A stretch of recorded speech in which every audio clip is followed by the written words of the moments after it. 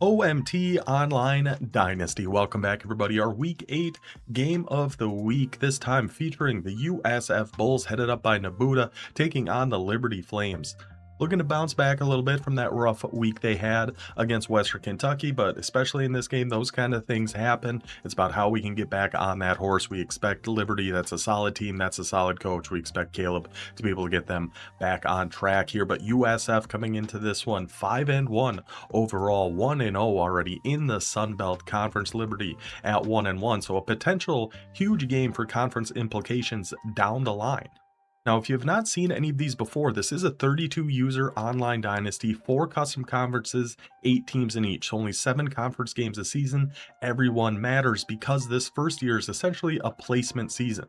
All the conferences were done more regionally, more geographic.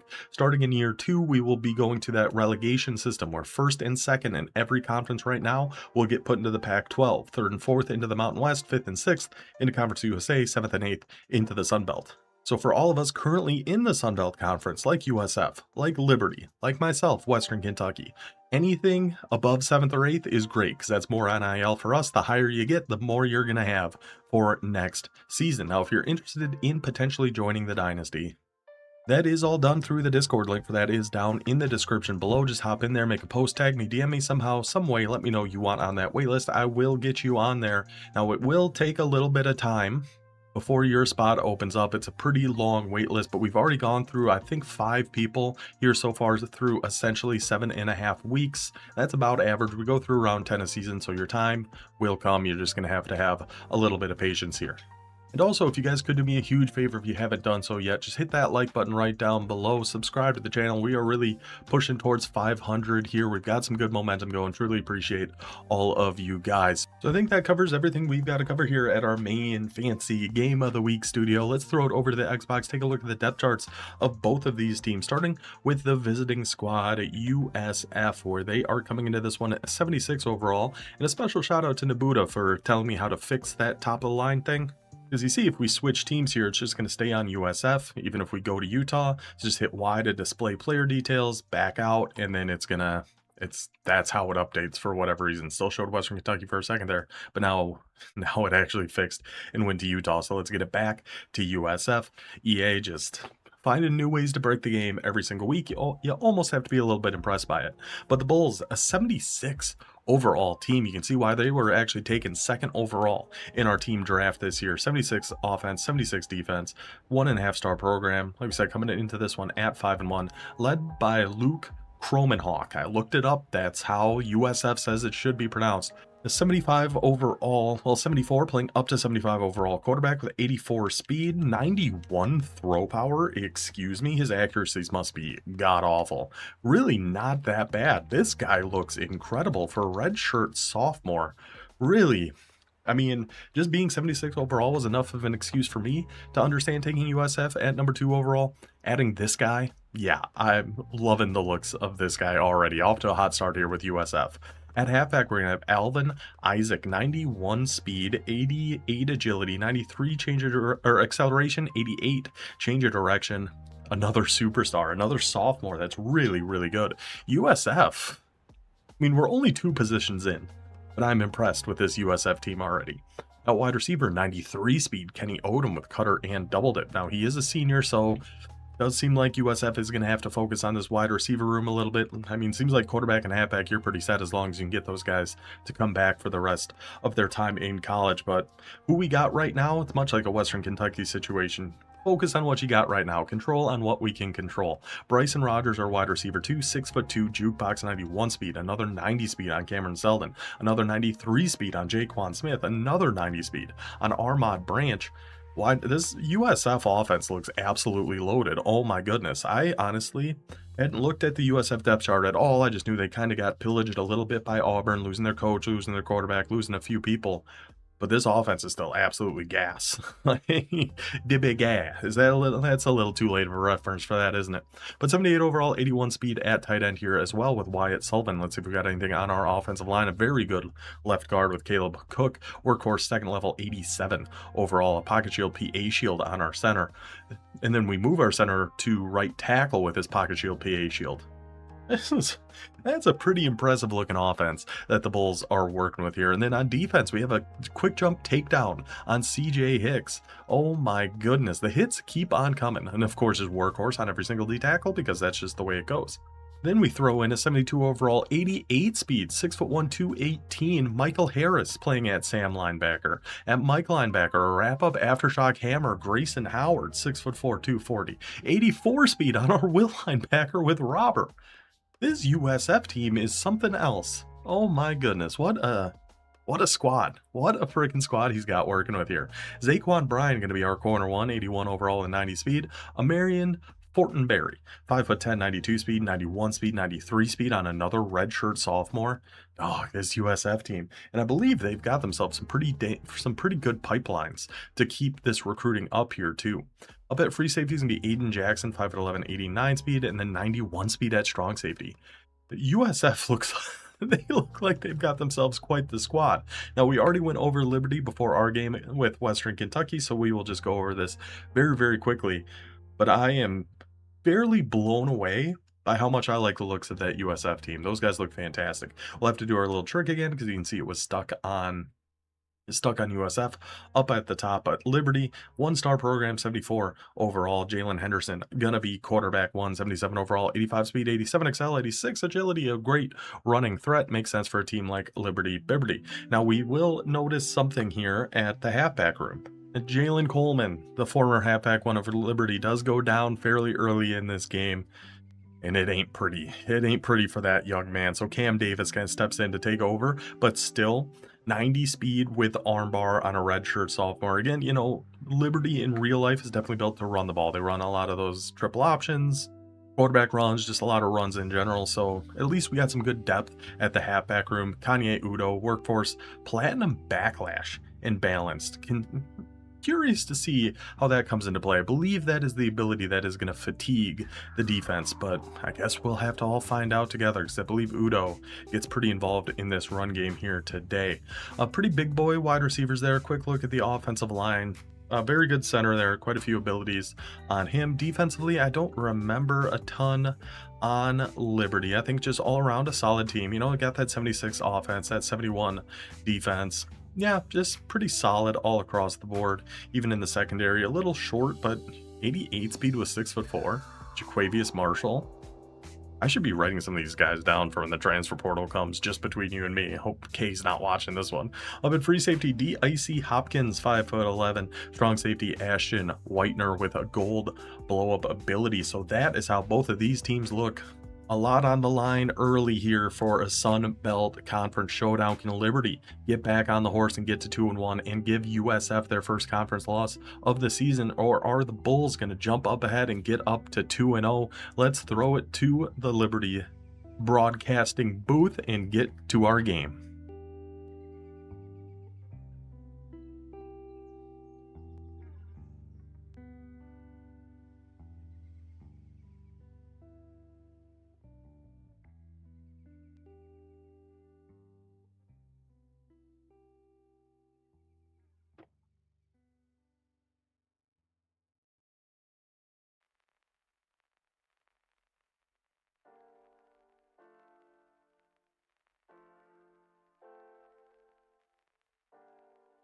And what was it? Libby McLibtard, I believe was the coach's name of Liberty, leading his boys out onto the field for this one. Very excited for this matchup. Let's get their names up there. Let's get fully ready to rock. Now, just like every game of the week that we do, we're going to look through the full first offensive drive of each of these teams, then start hopping around a little bit. Again, a lot of points scored in this one, so there's not going to be too much hopping around. At halftime, we have user highlights of 3 other games that happened here in Week 8, so a full slate of full plate of action coming your way on this one. And there goes number 9 right off the rip, the opening kickoff.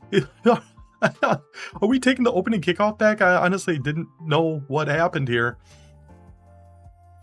Wow. I don't know how he ended up getting caught, but he did all the way. Who is number 9 on Liberty? I hope I have that one written down. I do. That is Bryce Randolph on that kick return for the Flames, setting them up with a first and goal to get the game started. 12 seconds into this game, a first and goal at the 6 for Liberty. Going with a little, look like some power read. There goes There goes Coleman. Oh, Mr. Coleman, enjoy your time on that field, brother. I don't know how much more time you got. We'll take that one for a gain of 4, a second and goal at the 4-yard line. Go with an RPO out to the left. I definitely like the looks of throwing that RPO. It is there. It is wide open. Beautiful blocks held on the outside there as Jamari Person is able to take that one in for the early Liberty touchdown, decked out in all red, getting on the board 35 seconds into this contest. Now we get our first look all season long of this USF offense with Nabuda, who I believe is in Colorado. I know he's a big go-go guy, so it would make sense. At least he's defaulted to Colorado. I didn't see if he changed before the game started. We'll find out if we see any go-go or not. Bunch of open offset. We got 3 over there on the left. Oh, they all backed up though, so we are able to throw that to number 19. Mr. Smith is just going to outrun. What a start. What an unbelievably electric start to this game. To the 5, across the goal line, touchdown, kick return to the 6. 2 plays later, Liberty scores. First play back for USF. Nabuda punches him right back in the mouth. Touchdown USF. 46 seconds into this game. It is 7-7. Now, to Liberty's first play back, it is going to be a run back to Coleman. You see that platinum shifty lighting up, and he's getting up awful gingerly here. Well, not really, but look on the top right there. Risk of injury, severe. His left leg, all red. That is a broken femur for the star halfback of Liberty on their 3rd offensive play of the game. Less than a minute into this game, and he is done for the season. So let's see if Liberty can rally around their fallen comrade here. They've got a pretty good drive going here. 1st and 10, ball just about right at midfield. Audibling around some different pistol formations, going to a pistol A slot. I cannot find, well, I haven't really looked, a shotgun A slot. I just used Kansas State for a video on the main channel for their campus tour. I loved their A slot last year.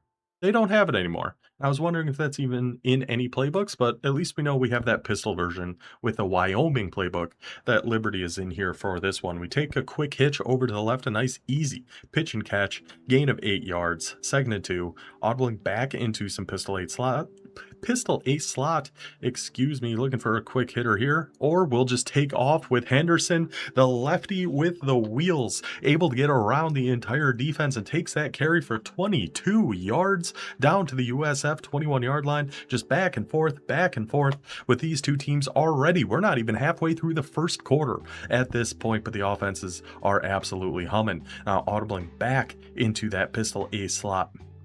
So we have, I don't know, having the receivers on the short side, I'm not sure. But that hitch, I am sure about, because that play just keeps on working for him. 2nd and 6.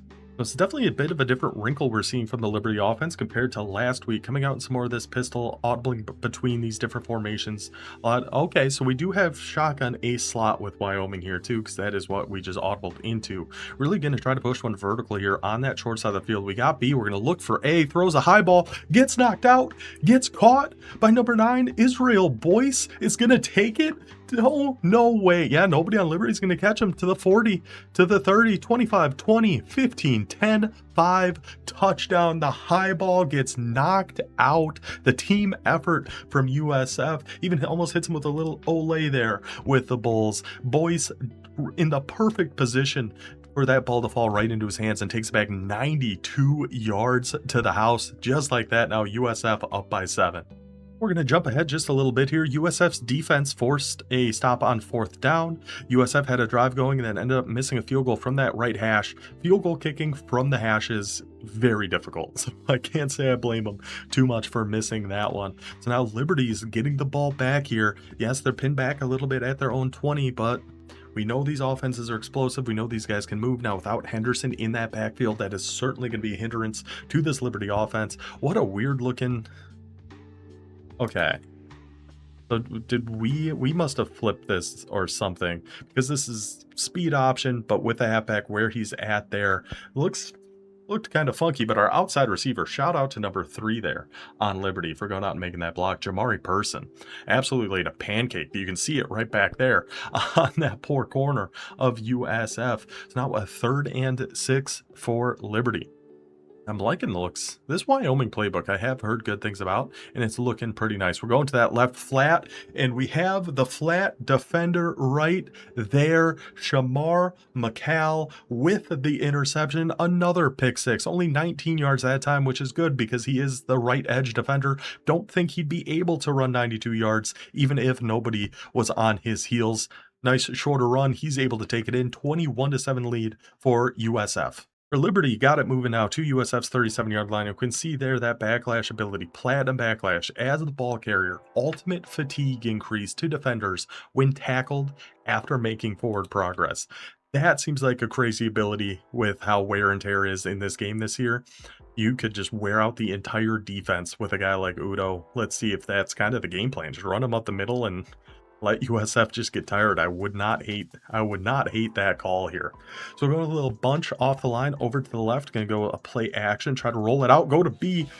Ooh, doggy. Number 15 of USF was awful close to jumping in front and making a play there, but it is a completion and then somehow a first down on top of that to move the sticks here for Jalen Henderson and the Liberty offense, trying to get this back to a one-score game here as we head towards the end of the first half. Now we see the bunch over to the wide side of the field. Maybe that wheel route, we're going to try to sneak one out of the backfield. Instead, we're just going to take one, dump one down quick to that right flat, and Udo going to be there. Didn't see that backlash light up. Maybe he just didn't have enough forward progress, enough forward momentum for it to catch on there. But Udo, nice sure hands there. Went from Army in 25 to Arizona State in 26. Now finds his way to the Liberty Flames as we head to the 2-minute warning.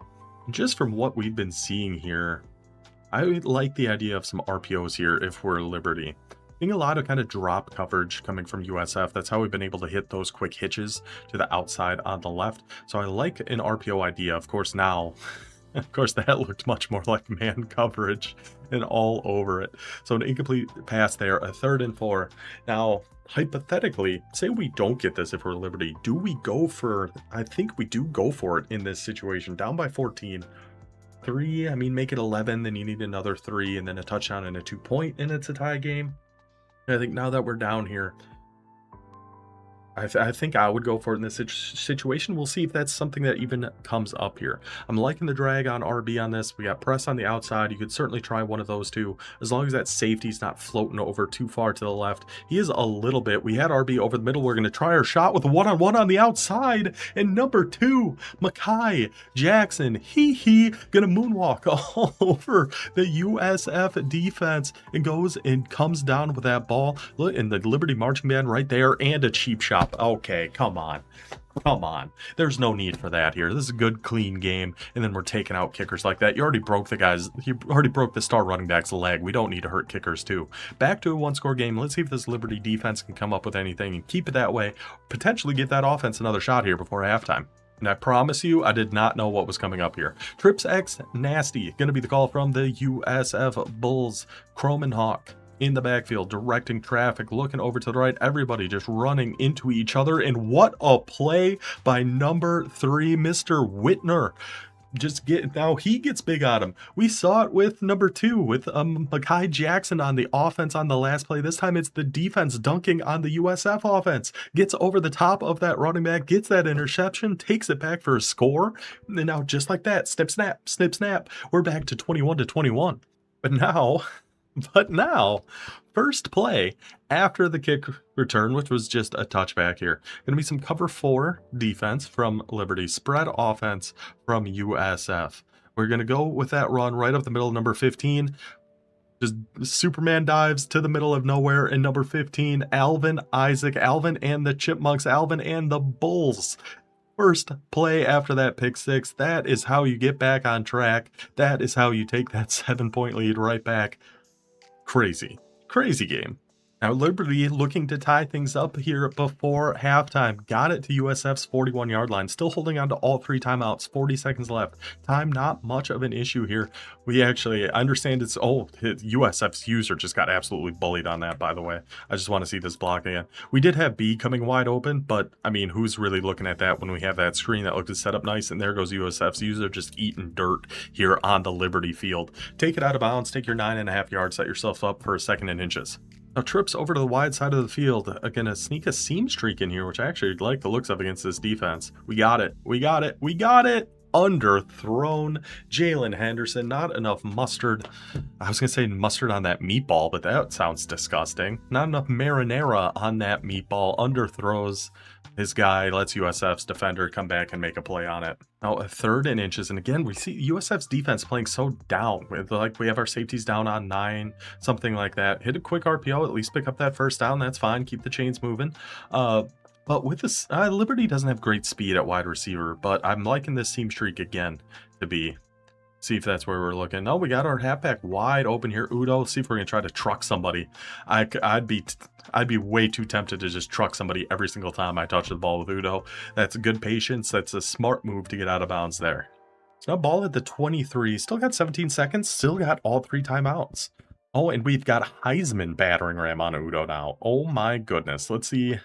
Let's see if that's going to light up. Beautiful find there. Henderson tried to sell that so badly, but a beautiful play, beautiful read. We see that outside corner sitting down on our short curl that time. The safety's not going to be able to get over there in time. Throw it to the corner route. Henderson nearly puts it in the dirt, but it's found, it's caught, it's a touchdown for Liberty, and that is going to take us to halftime at 28-28. Just unbelievable back and forth. We might as well watch our last play here as Liberty just backing everybody up. This is why I don't like to guess pass, because this is when a lot of people like to run the ball. But USF is going to trust Chrome and Hawk. Again, according to the USF website, they said Chrome and Hawk. The game is saying Chrome and Hook, but I'm going with Chrome and Hawk still. So that's going to take us to halftime at a 28-28. Just preposterous game. Let's take it back to the studio. And just a crazy back and forth in that whole first half. Momentum swings going in each direction. Liberty almost taking that opening kickoff back for a score. USF answering back with 2 pick sixes in that first half, and then Liberty punching back with a pick 6 of their own, all to end up in a deadlock in a 28-28 game. Super fun start, and we still got a super fun second half. But before we get there, let's take it to our halftime highlights of some other user games that happened here in week 8. Where we'll get started with what easily could have been a Game of the Week contest going out in Fort Collins, Colorado. I always used to get that mixed up with Air Force, because Air Force you would assume is in Fort Collins, but it's not. Fort, you would think military, but no, it is Colorado State, as Wes in his San Diego State Aztecs strike first with a nice pass right up the seam. Now looking to answer back, number 1 of the Rams. Beautiful blocking by the boys up front. Yes, the lighting looks kind of weird. It gets better. It's the sun setting or something, and it just looks very dark for now. It'll change very soon. But what a run by number 1 on Colorado State. Takes that one all the way to the house, and there you go. Looks much better now. San Diego State was able to get a field goal, takes that 10-7 lead, but look at the run blocking. I got to rewind this for a second, because look at the run blocking on this by Colorado State. Anybody in this game could have ran that for a touchdown. Look how wide that hole was. There was just easiest touchdown run I've ever seen in my life. Beautiful jobs by the big boys up front of the Colorado State Rams as they take that one in for the score to give themselves a 4-point lead. But here comes San Diego State just before halftime, 30 seconds and change left. We're going to go for our tight end. We're going to get a red pass, but we're going to get a green catch. So that tight end is going to go get big and go make that play and give San Diego State the lead. Now we're tied up in the fourth quarter, 4.5 minutes to go. Colorado State going to go for it on a 4th and 3, forgo their chance to take a 3-point lead. They're going to be dropping back in a little 18-on-18 violence. The defensive tackle dropping back either in a spy or a hook or something. Had no idea that ball was even coming his way. The tight end able to come down with it for the Colorado State touchdown, 7-point lead. Now San Diego State with a 4th and goal. Game potentially on the line, just over 2 minutes left. He's going to drop back to pass. He's going to look for his tight end. Not nearly as contested as the one earlier. A nice find, a nice touch on for San Diego State, but Colorado State with enough time on the clock, 22 seconds, going to try a 47-yard field goal as San Diego State playing Ring Around the Rosie with the referee. The kick is up. The kick is good, and Jay Breeze gets the huge win against Wes and San Diego State, 27-24. Fantastic game between both these guys. Now we go to Marshall, taking on the Ohio Bobcats. Boder taking on Joey, one of our new users here in the Dynasty. Marshall looks to swing one out to left, and number 30 going to take it all the way, just one cut in, one cut out, and he is beating everyone to that pylon touchdown. Thundering Herd. Ohio with the ball now, going with a little all go with that option route over on the left. The user going to try to stay on triangle, but that's why he has that option to take that in as a post instead of a streak. Leaves the user in the dust. Ohio jumped up by 3 there. Marshall answered back, got it 14-10 here in the second half. Just going to dump one. Look at this. Just look at this. See ya, boys.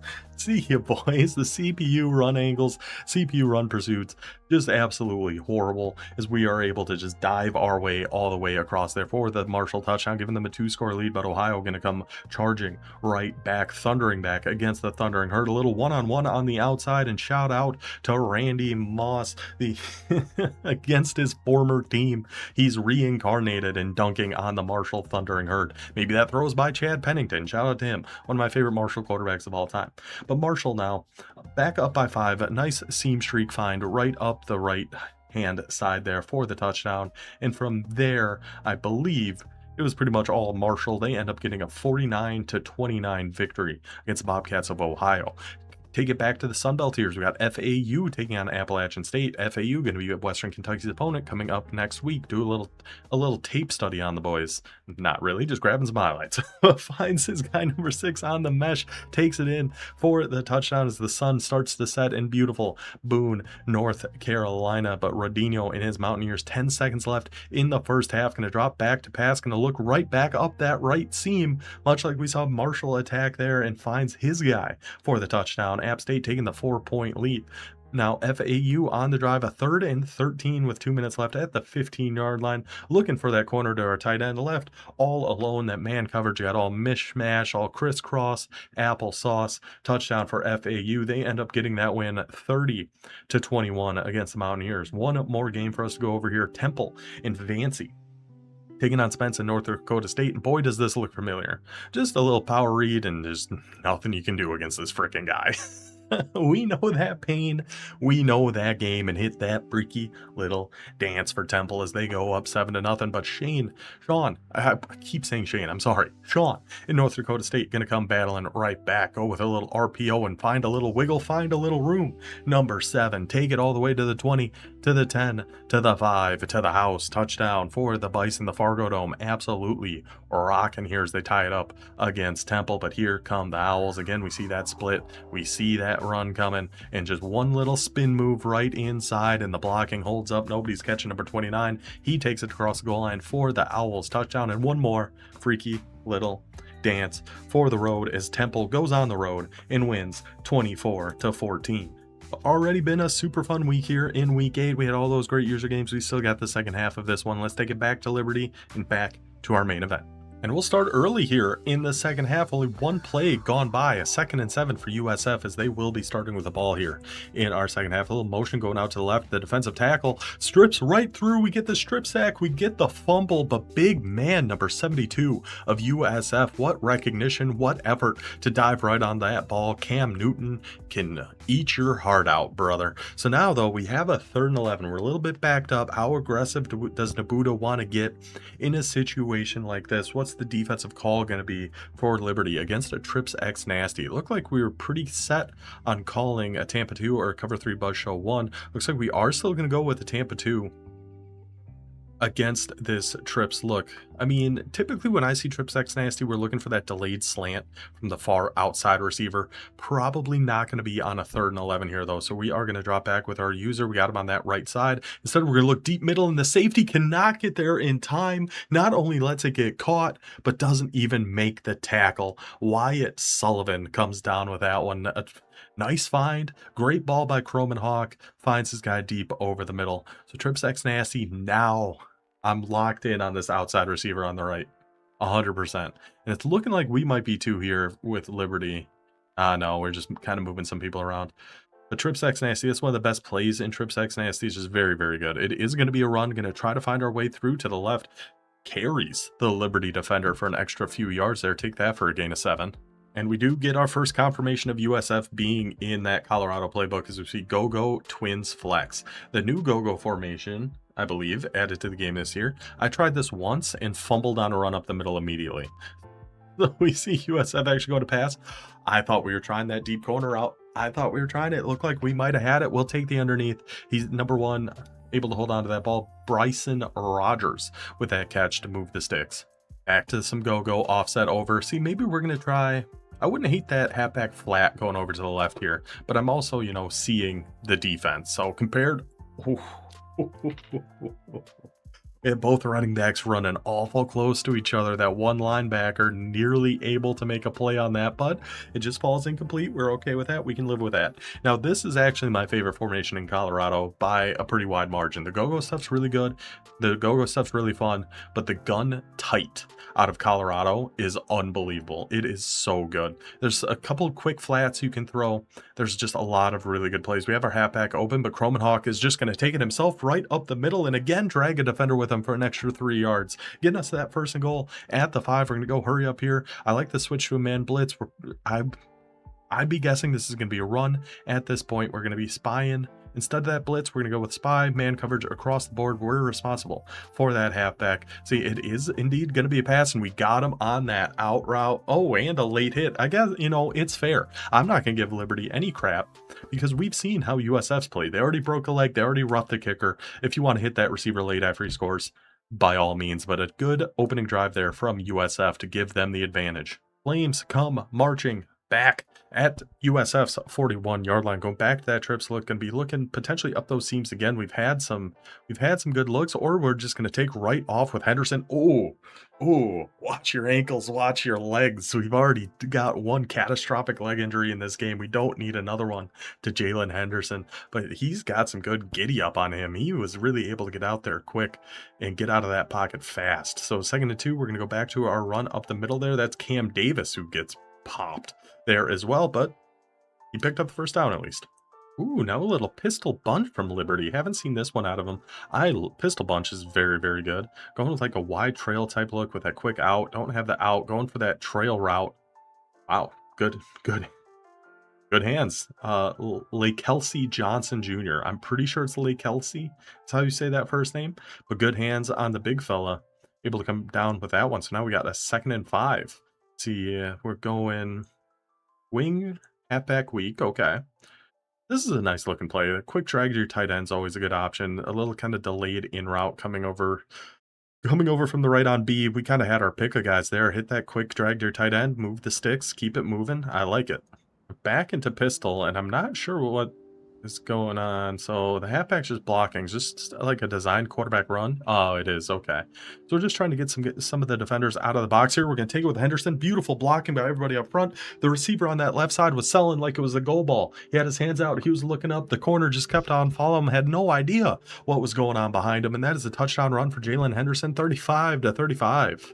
As we start the 4th quarter, USF facing a 3rd and 4. Looks like some 4-2-5-3 high, a little 3 double cloud, just a nice basic, very good defense in this game. Gonna try to get a Texas stunt user watching right over the middle, and look at this play. One hand, reach out and go grab it, number 33. That's the big play on defense. We had a few in that 1st half. We were waiting for our first opportunity to call out a defensive player here in the 2nd half, and it is Aiden Vaughn coming down with a one-handed pick to give Liberty the ball essentially in scoring range. We might need one 1st down with how our kickers are, and that kicking the ball is just much more difficult in the game this year. But huge turnover, huge opportunity here for Liberty. Going with a little play action. Looks like maybe a rollout over here to the left. We'll just take a quick one to Mr. Cunningham. Nice and easy. Keep it simple. Keep the ball moving downfield. Oh, now mixing in a little bit of 5 wide. We've seen a lot of heavier pistol sets from Liberty, now given a very different look. I don't hate the look of that deep post, but that defensive tackle was coming hollering. Oh my goodness, that guy got in there in a hurry. 3rd and 2. At least we were able to get rid of it. We got a completion out of it somehow, so we'll take whatever we can get. The 3rd and 2.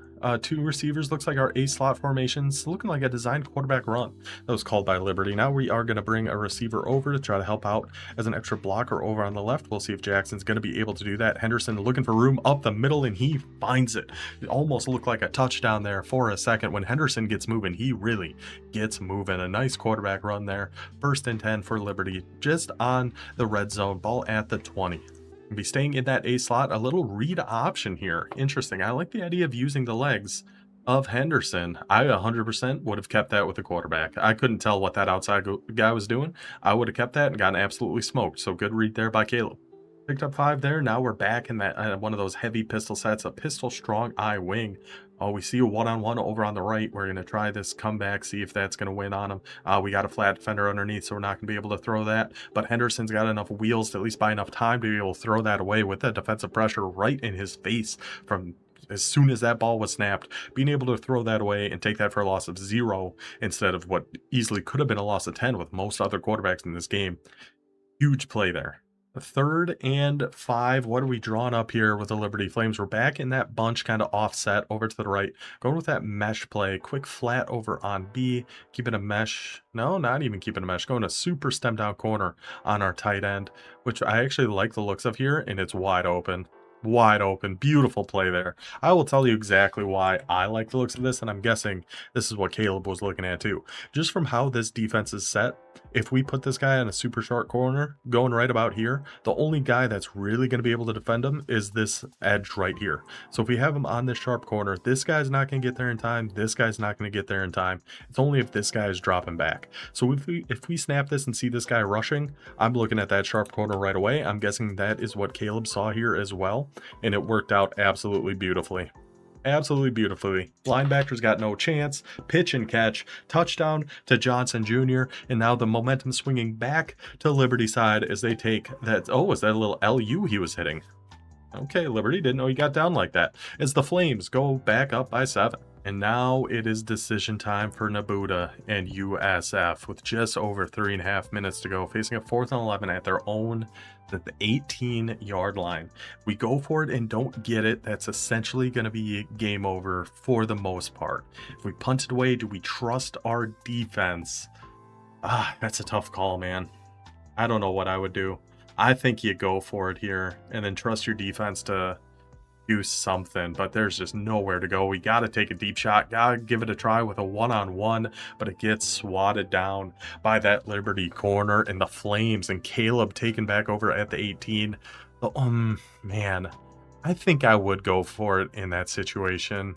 Just with there only being 3.5 minutes left, there's no guarantee you're even getting the ball back at all unless you do that, and then you just hope for the best. But unfortunately, the best is that. And it looked like USF actually wanted him to score, which if Liberty was going to score a touchdown there, that's exactly when we want him to do it. Just first play, just bang, give us the ball back with 3.5 minutes left. Now, if we can score quick, we still have a shot in this one. And that's exactly what USF is going to try to do here. Just about a minute gone by. We got the ball up to Liberty's 50-yard line here. Going to be audibling into a 2x2 spread looking set here. Coming for drop. Going to be the defense from Liberty. But then, boys, oh, something got messed up there because that right streak is left wide open. And we find Bryson Rogers streaking butt-ass naked right on down the sideline for the USF touchdown, which I'm pretty sure at Liberty can get you expelled and potentially even executed. Public nudity at Liberty. Touchdown for USF, 49-42. See if that defense can come up with something. The first play after the kick return here, we're back in that pistol strong eye wing, which I don't know if we've actually seen Liberty call. Going, oh, a little RPO, and we have our tight end right down the field. And USF, they are letting him score here. That's the only shot they've really got once he gets down. Once he gets into field goal range, you just don't want him wasting any more time. Just let him score, try to score quick again, and hope for the best from there. But a great RPO call. Totally caught USF off guard, totally caught me off guard, and results in a Liberty touchdown, them right back up by 14. But I'll tell you one thing for sure, USF didn't hear no bell. They are going to come out still fighting, still trying their best to finish, to make a comeback here at the end of this one. 2 minutes and 3 seconds left. Going to be in a wing set here. Of course, Croman Hawk in the backfield with number 15, Alvin Isaac, directing traffic over on the left-hand side. 2 tight ends to his right, 2 wide receivers over to his left. We see a one-on-one shot. We are going to chuck it up. We are going to see what happens, and that's what can happen. Just chuck it up for Kenny Odom, your superstar wide receiver whose name we hadn't been able to call yet at all today. He's going to go make that play. Touchdown USF, and the Bulls keep fighting. They're still seeing, they're all, I was gonna say they're seeing red. They're seeing red everywhere they look. The band is red. The end zones are red. Liberty's jerseys are all red. The Bulls are pissed off. So here comes an onside kick. We don't need to get this if we're USF, but we kind of need to get this if we're USF. With a minute 54 left, down by 7 with 2 timeouts remaining. See how this kick is going to go. Go a nice high one over to the left. A lot of traffic there, a lot of traffic right there, but that's Darius Copeland from the Liberty Hands team able to come down with it. And let's see, anything else happen here? I believe that's kind of the game, especially if, you know, get that first run for 7 yards. That's huge. Now we take one out to the left. Okay, hold on now. Hold on now. So there goes USF's 2 timeouts, but that was a big stop there. A 3rd and 3 now. Game on the line for the USF defense. I mean, we know Liberty's capable of calling an RPO. We just saw him do it on that last drive to score that big play. We are going to go with an RPO. Okay, I was going to say, I hate those RPOs that go from the right to the left. Either motion the guy around. Oh, a cheeky little wheel route. Nothing against Caleb, nothing against anybody who does it, but they really should take out being able to hot route RPOs. I hate that. That was really good defense by USF. I just don't think you should be able to hot route RPOs. I think there's too much glitchy stuff you can do. Not that that wasn't anything glitchy, but it's something that can be done. So now a 4th and 3. Do you trust a 51-yard field goal? Probably not. So then what do you do? What do we do? What do we do? Is he going to try 51-yard kick? I mean, we're just going to let all this time run out, I'd imagine, before we pick a play anyway. Yes, we ran that all the way down to 1 second left and then took Liberty's first timeout. So now we're flipping back through our plays. A little bunch strong, nasty. 4th and 3. Potentially decide the game here. What are we going to be doing? Very curious to see what this play call is going to be. Is it back? Oh, just everything going short to the left here. I mean, looks like a lot of man coverage. Let's see if we can see what his final play art's looking like. We have a quick flat here, a return route on A, that sharp corner on RB, and either a slant or a stem down. It looks like just a slant on B. Oh, finds his man. I mean, I think Nabuda played this really, really well because he was kind of waiting for the return to actually come back to the middle of the field. We see his user kind of goes out to the left flat here for a second, which we could have thrown, but then sees A and is kind of, you know, staying right here, waiting for him to come back to the left on that return route, but we threw it before he had the chance, and an absolute laser by Henderson, a fastball, a Jacob Mizorowski fastball right down the middle, and that is going to do it for us in this one. Liberty is going to get the win 56-49. What a wild game between those two teams there. I mean, 900 yards of offense between the two, over 100 points scored between the two, 14 rushes for 144, 26 rushes for 142, only 18 pass attempts for USF, but 41 for Liberty. Turnovers even at 2-2. It was, honestly, that opening kickoff made a huge difference for Liberty, gave them those 7 points right away. But then at the end of the day, in the first half, both defenses kind of stood up and made some plays, but it was Liberty's at the end that made the biggest play that mattered, that one-handed snag, the one-handed interception to win them that game. So Jalen Henderson ends up with 331 yards, 31 for 41 passing, 6 touchdowns on the day, along of 81 rushing wise. It was a little bit of everybody. Jalen Henderson carrying the load here, the only touchdown on the ground for the team. So 7 total touchdowns by Jalen Henderson. Yeah, that math adds up. That's 50. No, that's 49 points. And then we had the defensive touchdown. That's right. So 7 for 64 for him. Udo 12 for 47. Davis 5 for 23. Coleman only 2 carries on the day, and his season is over. Receiving wise, Zeke Wimbush 2 catches for 90 yards and a touchdown. A couple touchdowns for Jamari Person, Mekhi Jackson, Johnson Jr., and Cunningham, all with touchdowns on the day. Liberty really spread the love. You know, usually before these games, I go through the box score and write down everybody that has the passing, the rushing, and the receiving. I don't think I've ever had a longer list than Liberty's. There were so many names. There were so many people that got involved, which is great. I love that. On the USF side, Croman Hawk, 294 yards, 4 touchdowns for him as well.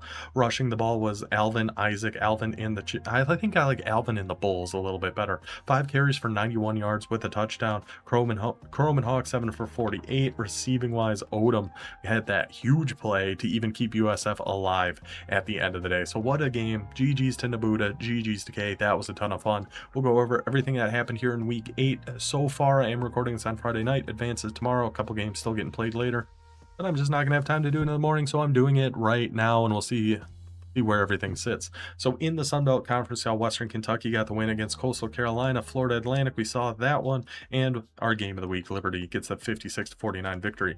Go up to the Pac-12, where Air Force gets a CPU win against Georgia State, 48-31, keeps their undefeated season alive. UNLV and Fresno State, this is gonna be a forced win for UNLV. Unfortunately, Fresno State out of town for this week.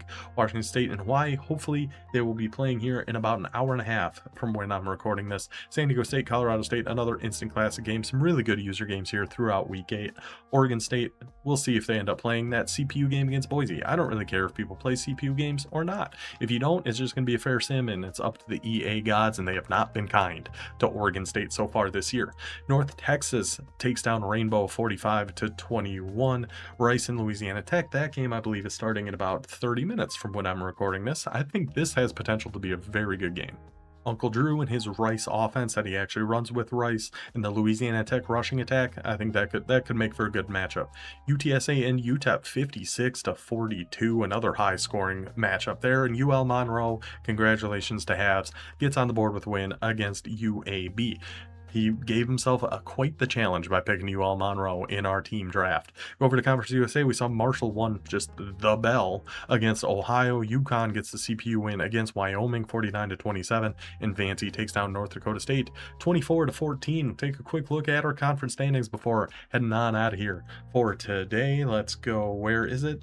There it is. We got there. Conference standings. So in the Sun Belt, we did go over these at the end of the Western Kentucky video, but if you didn't watch that, is there anybody out there that doesn't watch the Western Kentucky videos but does watch these, especially at this point of the video? I'd be very surprised, but if you do, shout out to you.